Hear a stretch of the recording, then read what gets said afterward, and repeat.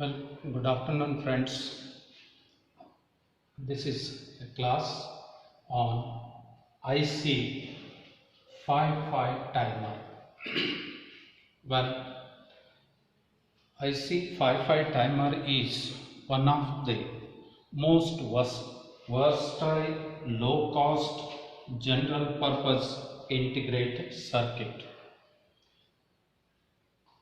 This is also a monolithic circuit which can produce highly accurate time delay up to say hours. Hence it is called as timer. See, this IC55 timer is one of the most versatile, low-cost, general-purpose integrated circuit. It is monolithic integrated circuit.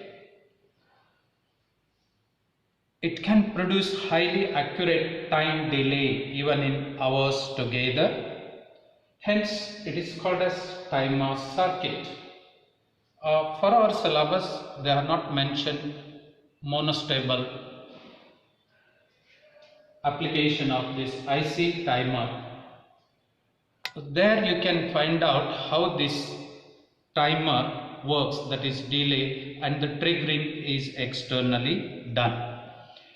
This IC, which is very low cost, versatile and very useful IC, which can be used for many applications such as monostable multivibrator, a stable multivibrator, not only monostable, a stable multivibrators, but it is used in digital logical probes, analog frequency meters, technometer, even it is used in infrared transmitters and so on.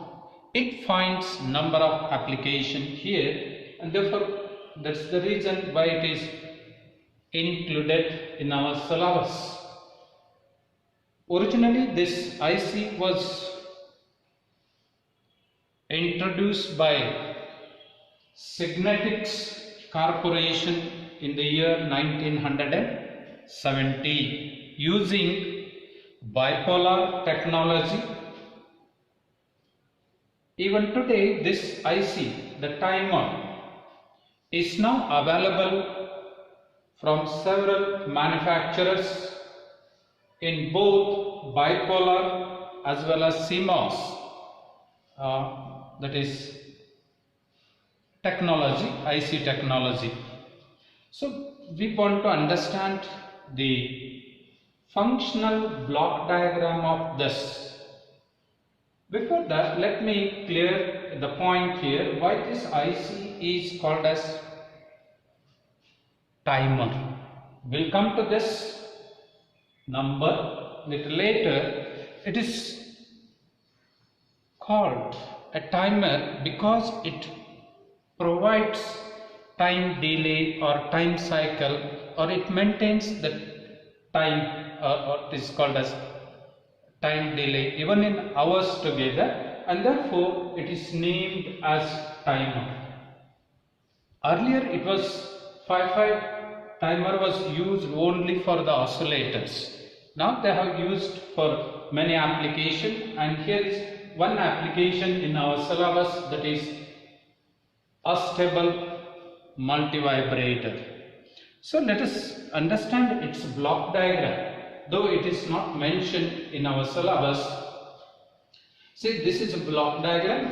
Its internal circuit configuration, you can say there is one rail of resistances R1, R2, R3. These resistances are fabricated there. They are not externally connected. And value of each resistor is 5 kilo ohms. This is 5 kilo ohms, 5 kilo ohms, 5 kilo ohms. And therefore, there are 5 kilo ohm resistances, 3 resistances developed or fabricated inside the IC, and therefore they have used this number 555. Timer, we got it, and it is integrated circuit. It is linear integrated circuit, or what is called as analog integrated circuit, which we have seen. One terminal connected to pin number 8, that is power supply VCC, and the other terminal is grounded here, that is this, to the rail of the resistances, a chain of resistances. I got here a comparator.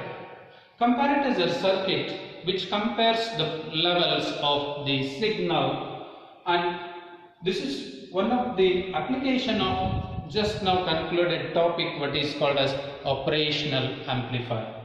It is out of scope of our syllabus. So this is one, say, comparator. This is another comparator, C2. It is having inverting, means inverting terminal, non-inverting terminal, say non-inverting and inverting. Comparator 1, comparator 2.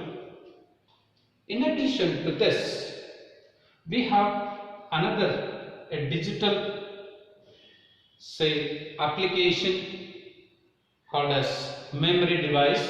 It is called as flip-flop. Still it is not there. It is SR flip-flop. It changes the level of the signal, low to high, high to low, and so on and off. They have connected one transistor. This is NPN transistor. Here also in some blocks they have shown it as a PNP transistor. Right, I have shown here it is totem pole output stage. It is nothing but a transistor made of a block. It goes to the output. This IC55 timer is 8-pin IC. Let us find the number of pins. Pin number 1 is ground, pin number 2 is trigger, pin number 3 is the output. I have to write here output. Pin number 3 is the output. Pin number 4 is reset. Set reset is a function of this flip-flop. It's a memory device. So if you complete your Boolean algebra syllabus, then if you go ahead little bit, you can find this SRJK flip-flops. Okay, so this, it is CL is a clock, so reset. We have here one non-inverting terminal of the comparators is brought out, and it is called as threshold voltage. Threshold voltage, and the threshold voltage is pin number 6. Pin number 5 is brought from the rail of this resistances, that is control voltage. Pin number 6 is threshold. Pin number 7 here is discharge of the transistor. Pin number 8 is connected to positive of VCC. So this IC can be operated, say, from the voltage, supply voltage, that is plus 5 volt to 18 volt. Normally we operate this in the laboratory 5 volt. This is simply a functional block diagram of IC55 timer. Its pinout, the top view of this IC55, the pin out of IC555 timer. It's 8-pin IC, and all 8-pin ICs are functional here, not like in op-amp. Pin number 1 is ground, pin number 2 is trigger, pin number 3 is output, pin number 4 is reset, pin number 5 is control voltage, pin number 6 is threshold, pin number 7 is discharge, and pin number 8 is positive VCC. let me go for the functions of each pin here.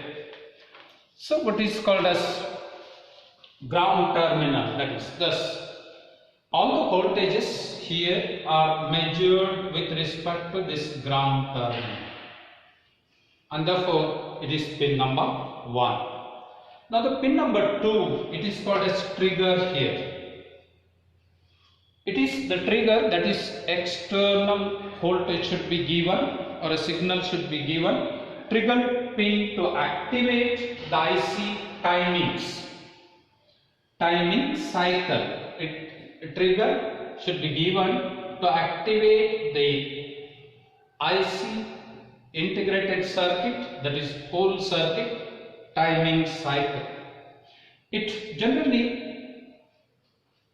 accepts low signal, and the timer is triggered when the voltage on this pin is below 1/3 of VCC, 1/3 of VCC, and it accepts the negative signal here. It is connected to, say, inverting terminal of a comparator 2. This is enough for this trigger pin. Pin number 3 is the output. Pin number 3 is the output. All the output means output is measured again with respect to ground. So output is available on the pin number 3 with respect to ground. Let us go for the reset. This reset pin, it should be connected to this positive ray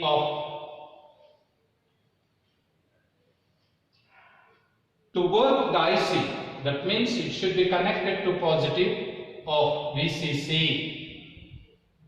to work the IC properly. When this pin is, say, grounded, set, either it is connected to positive or to the ground.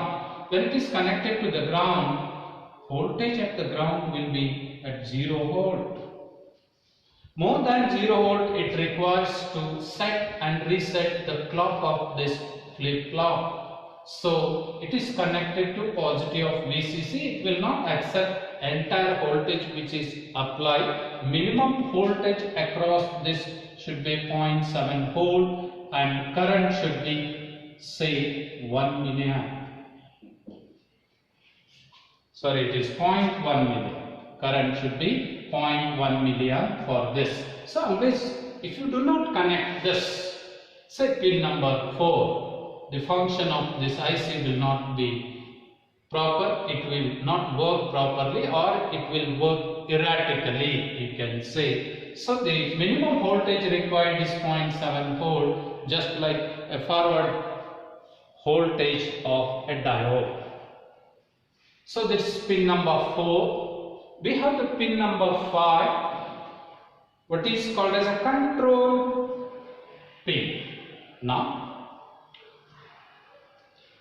this pin will have 2/3 of VCC, the voltage at this point. That is, this is arranged or designed in such a way that 2/3 of voltage should be available at this. If you want to check this IC, say if you are biasing it, and if you check the voltage, suppose if this is 5 volt, 2/3 of 5 volt, it should be available here, then you can say this IC is working properly. If it is not functioning, that is a key point here. It controls the voltage through this voltage divider resistances. It should be connected to the external power supply here, and which we have connected, that is this. If it is not used, it should be connected through a capacitor to the ground. Capacitor to the ground. Okay, next minute.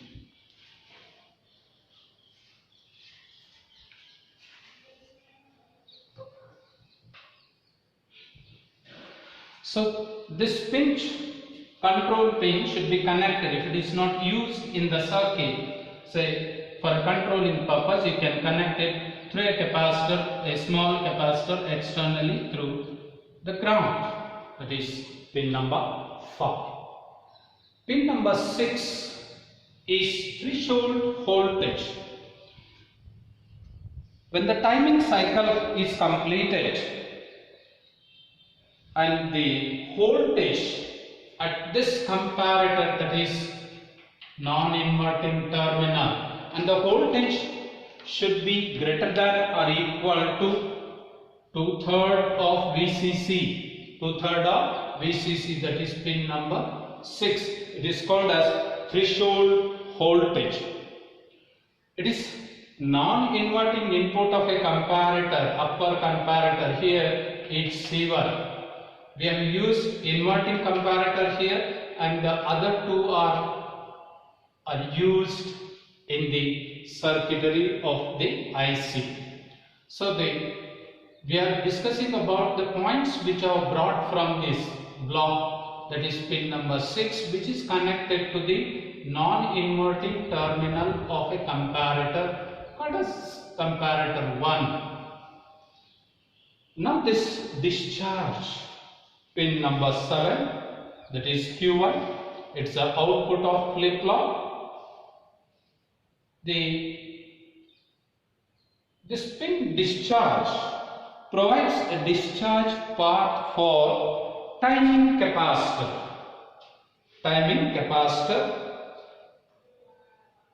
And it is discharged through the collector. This is emitter, this is base, and this is collector of this transistor Q1, and it is brought out and it is called as discharge pin. It is also called as open circuit collector voltage, that is pin number 7. Pin number 8 is the biasing supply of IC. Normally this is depending upon the manufacturer's data, we apply the VCC. Normally we got the ICs, that is IC55 timer, which works on only 5 volts, and we provide 8. So it's supply voltage pin. For this, that is comparator, say flip-flop, and the transistor, all these supply connections are not shown in the diagram. They are internally connected. Well, this is about what is called as, say, block diagram.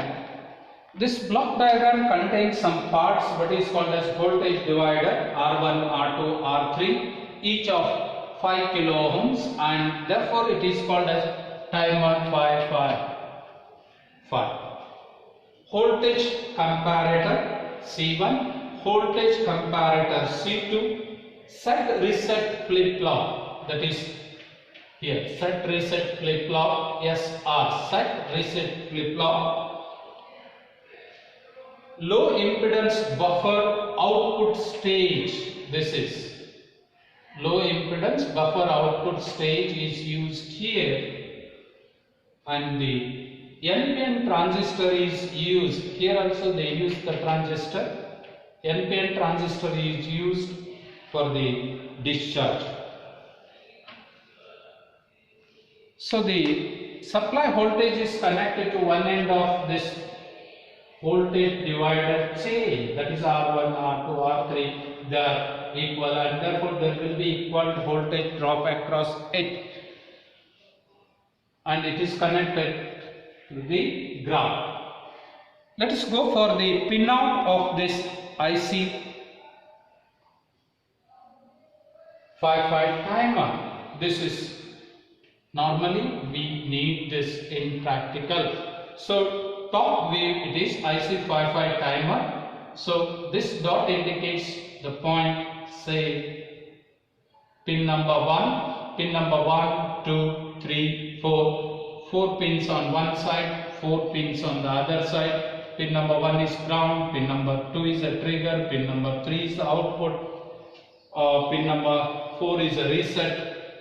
This is control voltage, threshold, discharge and VCC. This IC has a working method like we have the all-in-one, that is digital electronics, analog electronics, and then usual KCL, KVL and so on. So, and therefore it is called as a versatile IC 55 timer. It is very cheap, and we are using this IC in our practical. The same circuit we are going to use with the different values here, that's all. So in, I think, paper 1, practical 1, we are using this. This is simply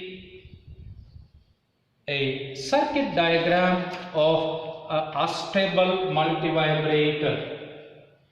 Look at this. All 8 pins have been used. This pin number 2 called as trigger and pin number 6 they have shorted here in this circuit. That is, in other circuit pin number 2 is used for trigger. This IC should be triggered by an external clock. So we don't need this, and therefore sometimes this is a stable multivibrator is called as a free running multivibrator. Why it is called as free running multivibrator? Because it doesn't require external triggering, and therefore pin number 6, that is threshold, on pin number 2 are shorted and connected to this capacitor, say a charging capacitor CT or a timing capacitor CT. RA and RB are the two resistances connected externally. This is external circuit here, nothing to do with this. This is pin number 7. It is, all pins are indicated. RA and RB are the two resistances. You can take 56, 5.6, 22, 2.2, say this should be more and this should be small, and a 0.1 capacitor, you can 0.1 microfarad capacitor, you can use it. Pin number 8 and 4 are shorted and connected to positive of VCC, and we are taking output from this, and this control pin is grounded through the capacitor, and this is as usual a ground. This pin is grounded through the capacitor, not this. So both grounds are connected at one point. This is circuit, and the output of this stable multivibrator will come for the working. Output of this stable multivibrator is shown here. This is the output at pin number 3 with respect to ground, and this is the waveform, capacitor waveform at this point with respect to ground. Rest of we are connecting CRO. This is what is called a square wave generator or a pulse generator. Depending upon the value of RA and RB, you can adjust this T1 is equal to T2 perfectly a square wave generator. Otherwise it is called as pulse generator, or we can call it as free running multivibrator or a stable multivibrator. To begin with its working of this.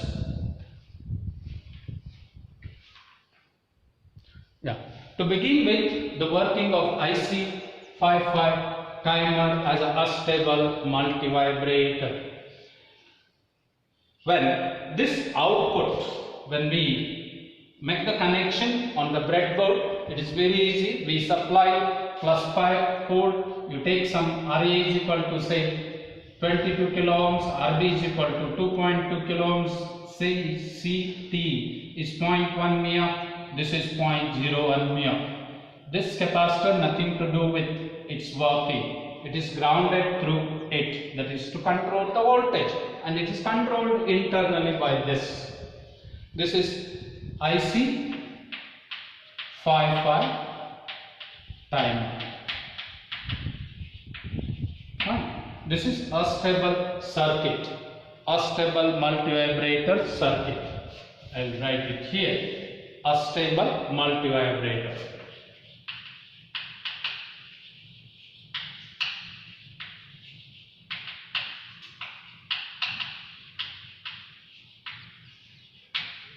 Well, I have provided the notes, I have uploaded the notes on this entire topic, that is unit 2 today in WhatsApp. You can download it, you can get it xeroxed and read it, and then watch this video also. So to begin with, say working of IC55, it is mentioned qualitatively. Most of the time they ask it for 5 marks. Well, here and there 2 marks question also, like a definition called as a duty cycle, or the expression they ask in the examination. When the output is high, that is when output is, say, VO, it is high, this is the output, is high, the timing capacitor, that is CT, starts charging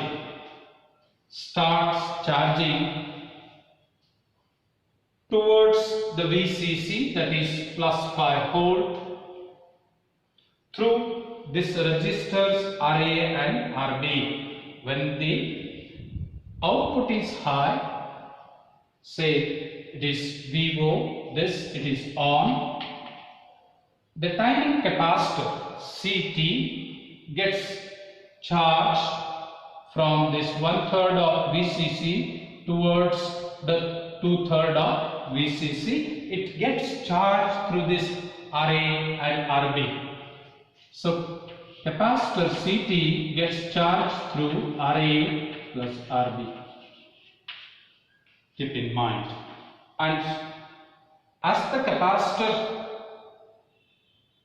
voltage becomes equal to VCT equal to, say, 2/3 of VCC, it will not charge, as we have seen charging and discharging of a capacitor through R and C circuit. It will not charge beyond this, it will going to stop here.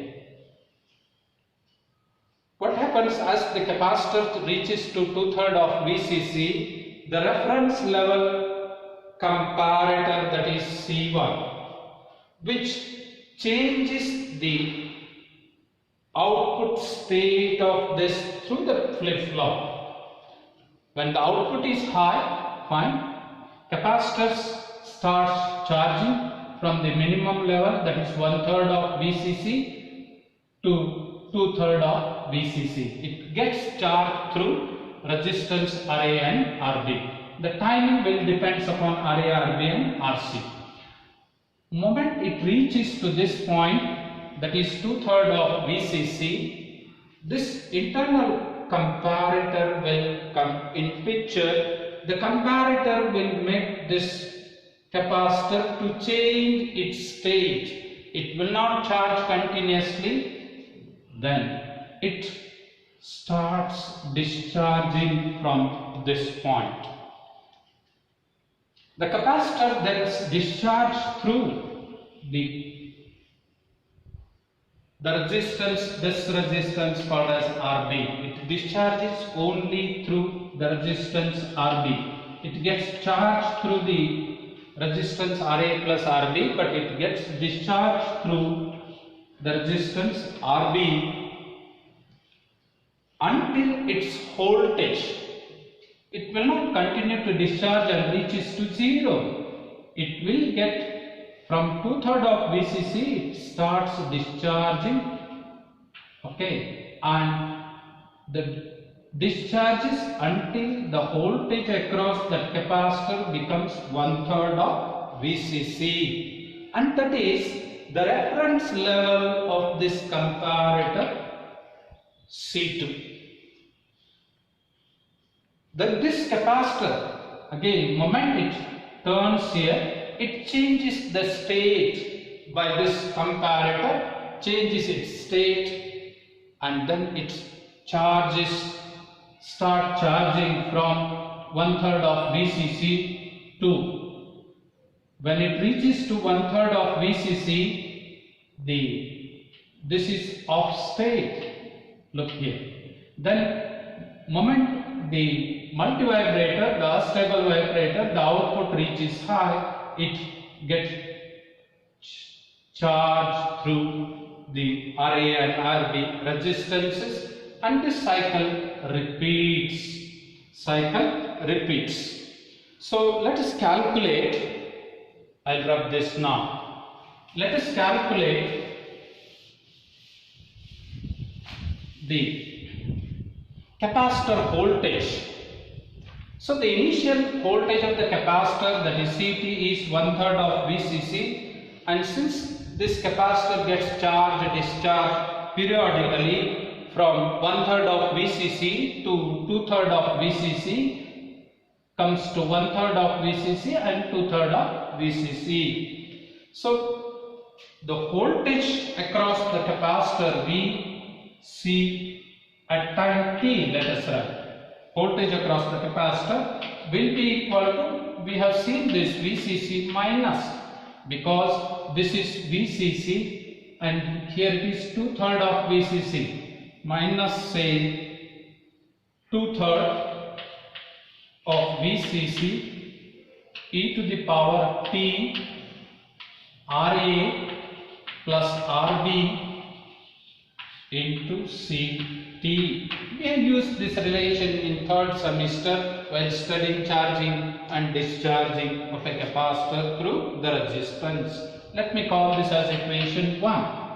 At t is equal to say TC, VC at t is equal to say TC here, this is VC will be equal to, at this time TC, 2/3 of VCC, right? So charging time TC, let me write, TC is equal to CT.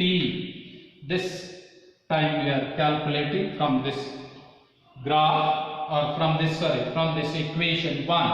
Charging time of the capacitor we can calculate from this, that is this T, when the T becomes equal to TC. So the CT, say RA plus RB ln of 2. And if you simplify this, because it is an exponential function, ln comes in picture, 0.69 RA plus RB into the value of capacitor